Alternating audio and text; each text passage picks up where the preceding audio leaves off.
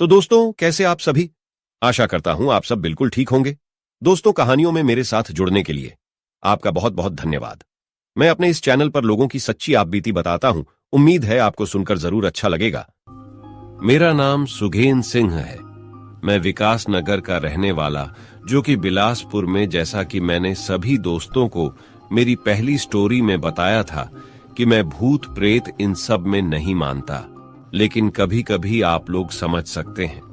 तो चलिए मैं अपनी आप बीती पर आता, जो मेरे साथ कुछ साल पहले कटी थी।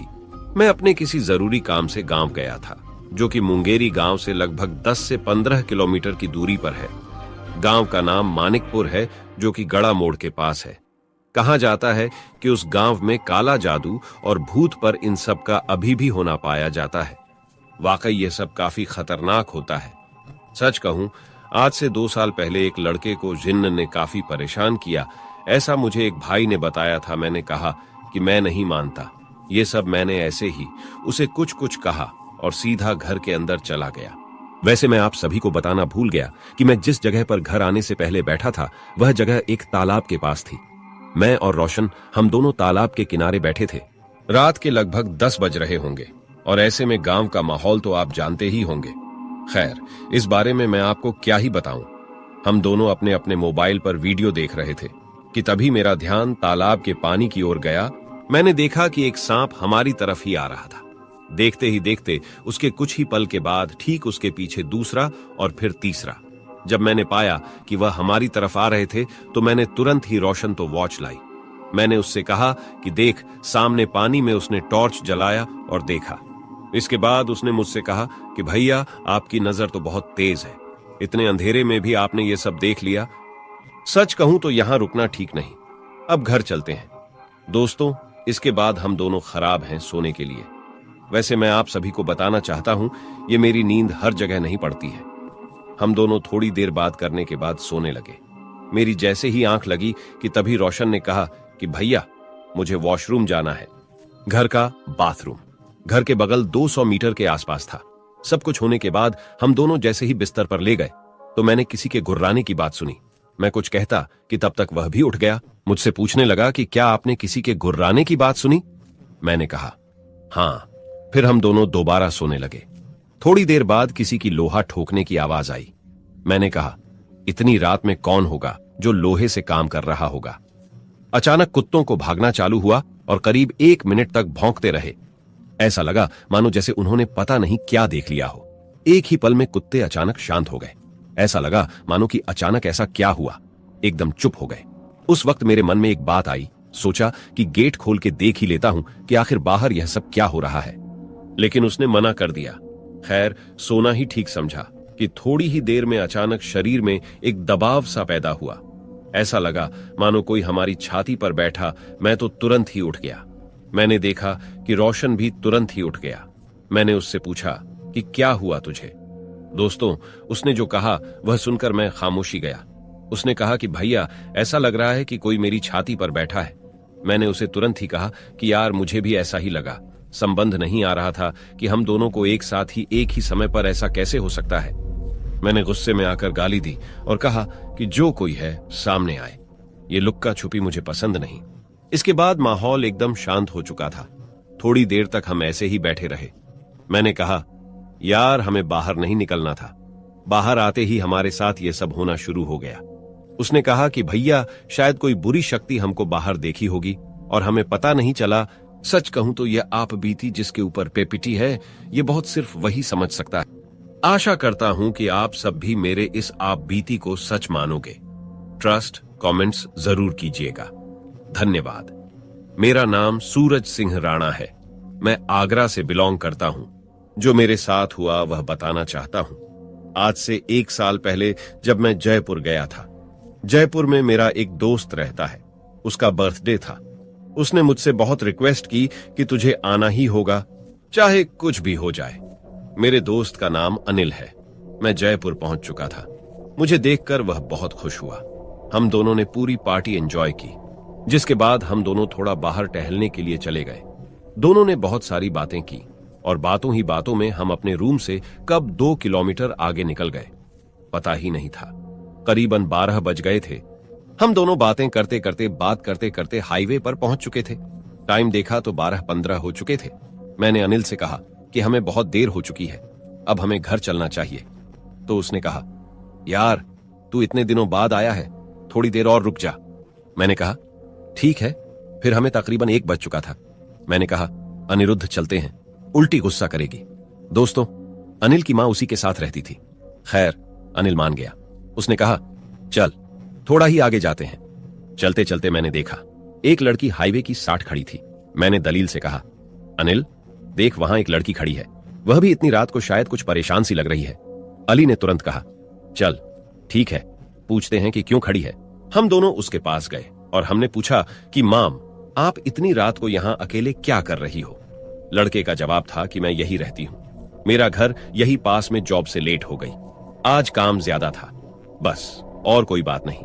मैंने कहा चलो हम तुम्हें तुम्हारे घर छोड़ देते हैं। लड़की तुरंत मान गई। हम तीनों आगे की तरफ जाने लगे। चलते चलते मेरी नजर उसके पैरों पर पाई। मैंने देखा कि उसके पैर उल्टे हैं। मैंने चुपचाप अनिल को बताया। अनिल ने कहा कि उसे पता नहीं चलना चाहिए कि हमने उसके प्यार देख लिए हैं। अनिल ने कहा, मैं 3 तक गिनूंगा, हमें उसके बाद तुरंत भागना है। मैंने कहा ठीक है। जैसे ही अनिल ने 3 तक कहा, मैं और अनिल इतनी तेजी से भागे कि आपको बता नहीं सकता। सामने एक ढाबा दिखा और हम दोनों उसके पास पहुंचे। वो ढाबा बंद ही हो रहा था कि तभी ढाबा वाले भैया ने देखा कि हम दोनों बदहवास भागते हुए आ रहे थे। भैया ने पूछा कि अरे तुम दोनों को क्या हो, इतनी तेज क्यों बाहर रहे हो। मैंने उनको एकदम से सब कुछ बता दिया। बाबा रे ने कहा कि अच्छा तो तुम उस लड़की की बात कर रहे हो। उस लड़की को मरे हुए 2 साल हो चुके हैं, बक्सर लोगों को शिकार बनाती है। तुम्हारी किस्मत अच्छी है जो तुम बच गए। मैंने भैया से पूछा कि आखिर क्या है उस लड़की का। तांबे वाले ने बताया कि आज से 2 साल पहले वह लड़की उस हाईवे को क्रॉस कर रही थी कि तभी अचानक सामने से एक ट्रक वाला आकर उसे कुचल कर चला गया। कहते हैं कि तब से ही उसकी आत्मा ऐसे ही भटकती रहती है। शायद कहीं ना कहीं वो उस ट्रक वाले का इंतजार कर रही है। मैंने तुरंत पानी की बोतल ली और कहा कि भैया हाज रहा क्या, हम आपके इसी ढाबे पर सो सकते हैं। दोस्तों, भैया अच्छे थे। उन्होंने कहा ठीक है, तुम लोग सो सकते हो। दोस्तों, डर इतना था कि हमें वहीं सोना पड़ा और अगली सुबह हम अपने रूम पर आ गए। जब आंटी जी ने पूछा कि तुम दोनों पूरी रात कहां थे, तब मैंने उन्हें सच्चाई बताई, जिसके बाद से मैं भी अपने घर वापस आ गया। तब से सब कुछ ठीक चल रहा है। धन्यवाद। दोस्तों, मेरा नाम मंथन कामले। मैं अपने माता पिता के साथ एक फ्लैट में रहता था। उधर 2 कमरे थे और एक कमरा बंद था, लेकिन एक कमरा बिल्कुल चालू था। वहां 2 दिन हमारे बहुत अच्छे से गुजरे। तीसरे दिन वह कमरे में से मुझे बाहर निकालो की आवाज आई, वह भी ठीक रात के 2 बजे। वह आवाज सिर्फ मुझे अकेले को ही सुनाई दे रही थी। इसके बाद यह किस्सा अगले दिन भी हुआ। मैंने एक दोस्त से पूछा जो कि हमारे ही फ्लैट में रहता है। उसने कहा कि उधर एक बूढ़ी औरत रहती थी, उसका बेटा जरा पागल था। वह बोली उस कमरे में उसको रोज बांध कर रखती थी, शायद उसकी वजह से उसकी मौत हो गई। तभी तो यही कारण होगा कि मुझे बाहर निकालो, बार बार यही सुनाई देता है। मैंने कहा हाँ ठीक है। मैंने तुरंत यह बात अपनी मां को बताई। मां ने कहा कि तेरा वहम होगा और तू चुपचाप सो जाया। एक बार को तो मैंने भी उनकी बात मान ली और मैं चुपचाप सो गया। लेकिन दोस्तों, ऐसी चीजों से ध्यान कहां हटता है, जानने की लालसा मन में बनी रहती है। मैं चुपचाप ज्यों का त्योहार ही लेटा रहा। गीता अचानक, यह इस बार वह आवाज मेरी मां ने भी सुना है। मां तो डर के मारे पसीना पसीना हो गई। इसके बाद मां ने दूसरी ही दिन एक तांत्रिक बाबा को बोला। बाबा ने उस रूम को खोलने को कहा तो हमने तुरंत ही ताला तोड़ दिया। दोस्तों, आप लोग यकीन करो या ना करो, लेकिन उस रूम में हमें उस लड़के के कपड़े और उसकी तस्वीर और तो और पता चला कि उस लड़के को उसी घर में गड़ा था। खैर, बाबा ने एक उपाय बताया कि कुछ भी करके उस लड़के की बॉडी पर गंगा जल डालो, इसके बाद उसे जला डालो। दोस्तों, सच कहूं तो इसके बाद हमने उसकी बॉडी को जलाया। फिर जाकर तांत्रिक बाबा ने कहा कि आगे अब ऐसा कुछ भी नहीं होगा, टेंशन मत लो। दोस्तों, हुआ भी कुछ ऐसा ही। उस दिन के बाद से अभी भी रातों को आवाज नहीं सुनाई देती। बस एक में ही थी मेरी यह कहानी। दोस्तों, मेरा नाम सुमित, डॉक्टर प्रदेश के एक छोटे से कस्बा दिलहर सव, जैसे हमारे गांव में चीनी की मिल है। हम लोग चीनी माइल कॉलोनी में रहते थे। हमारे पास वाले घर में एक परिवार रहता था। उनके घर में हमेशा अजीब होता रहता था, जैसे कि काला जादू, कभी किसी बकरी की बलि या कभी किसी और जानवर की, वह भी सिर्फ रात के टाइम। ठीक 12 बजे के बाद उनके घर के सामने एक मंदिर था। एक दिन बहुत अजीब हुआ कि यही कोई दोपहर के समय उनकी बहू ने खुद को आग लगा ली, वह भी ठीक मंदिर के सामने। दोस्तों, वह ऐसे चल रही थी जैसे कोई देवी या कोई देवता हो, क्योंकि उस वक्त उनके मुंह से आवाज तक नहीं निकल रही थी। और जैसे ही कुछ लोगों ने उसे देखा तो मानो पूरी कॉलोनी के लोग देखते ही रह गए। वह पूरी जल गई, लेकिन बिल्कुल चीन ही चिल्लाए नहीं। उनको हॉस्पिटल भी तुरंत ले जाया गया, और जब डॉक्टरों का इलाज कर रहा था तो उसने उस डॉक्टर का हाथ पकड़कर कहा कि तू मुझे नहीं बचा पाएगा। इसके बाद उसकी मौत हो गई। फिर जब उनका शरीर उनके घर लाया गया तो कॉलोनी के सभी लोग डर गए। इसके बाद से वह किसी ना किसी को कॉलोनी में रात के समय दिखाई देती है। एक दिन मेरे पिताजी ड्यूटी से आ रहे थे, लगभग यही रात के 12 बजे के आसपास। उस वक्त उनको लगा कि शायद कोई मंदिर के पास खड़ा है। उन्होंने टॉर्च से देखा तो वही थी। मेरे पिताजी बहुत ज्यादा डर गए। वो भागकर घर पर आए और मां से कहा कि उन्होंने अभी अभी उसको देखा। वो ठीक मुझे देखकर हंस रही थी। दोस्तों, इसके बाद से वह किसी न किसी को देखती ही रहती है, और कुछ सालों के बाद कॉलोनी बिल्कुल वीरान हो गई। उस कॉलोनी में अब कोई भी नहीं रहता है। हम लोगों ने भी नया घर ले लिया है, नहीं मालूम, लेकिन उस कॉलोनी को पता नहीं किसकी नजर लग गई। हाँ, पर दोस्तों, एक दिन की बात है। उन दिनों मैं और मेरा भाई और मेरी बहन, हम 3 लोग अपनी कॉलोनी के घर के पास 3 सेट में सो रहे थे। तकरीबन रात के 2 बजे किसी ने हमारे गेट पर हाथ मारा, बहुत तेज तेज। मेरी बहन ने खिड़की से देखा तो कोई नहीं था। उसने तुरंत ही मुझे मेरे भाई को उठाया और बोली कि भाई, कोई गेट पर हाथ मार रहा है, वह भी बहुत तेज तेज। दोस्तों, जब हमने भी आवाज सुनी तो ऐसा लग रहा था मानो कि कोई गेट को ही तोड़ देगा। साथ ही सबसे हैरान कर देने वाली बात तो यह थी कि मेरे बातें भी था उस वक्त बाहर आंगन में सो रहे थे। उनको यह आवाज बिल्कुल भी नहीं आई। दोस्तों, जब हमने शोर मचाया तब जाकर वो लोग उठे और कहने लगे कि क्या हुआ। वहाद कहने लगी कि कोई गेट पर हाथ मार रहा था बहुत तेजी से, पर पिताजी का जवाब वही था कि हम तो वहां थे, हमें तो कोई नहीं दिखा। लेकिन दोस्तों, सच कहूं, तुम्हारे गेट पर हाथ के निशान थे और जला हुआ मांस भी चिपका था। मां ने तभी कहा कि शायद पर ही औरत होगी, वही हमारे बच्चों को डरा रही होगी।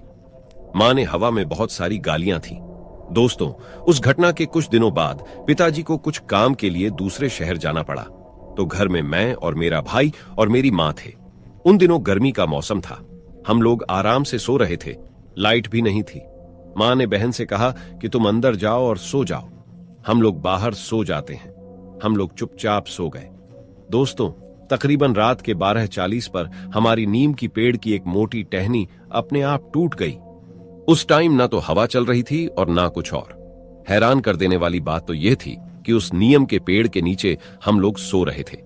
मां जैसे ही कुछ बोल दी कि ऐसा लगा जैसे कोई पेड़ पा चढ़कर पेड़ को हिला रहा हो। मेरे पास उस वक्त एक कुत्ता भी था जिसका नाम बुरा था। वह पेड़ के तने पर अपने पंजों से नोच रहा था। मां समझ गई कि शायद ये वही औरत है। हम सब के सब डर के मारे अंदर चले गए। अब हमारे पास समय नहीं था। अगले ही दिन सुबह मां, दादाजी, मैं आज के मंदिर गई और पंडित जी से धागा करवा कर लाई। वह धागा हम सब के हाथ में बांट दिया। सच कहूं तो उसके बाद से ऐसा कुछ नहीं हुआ। धन्यवाद।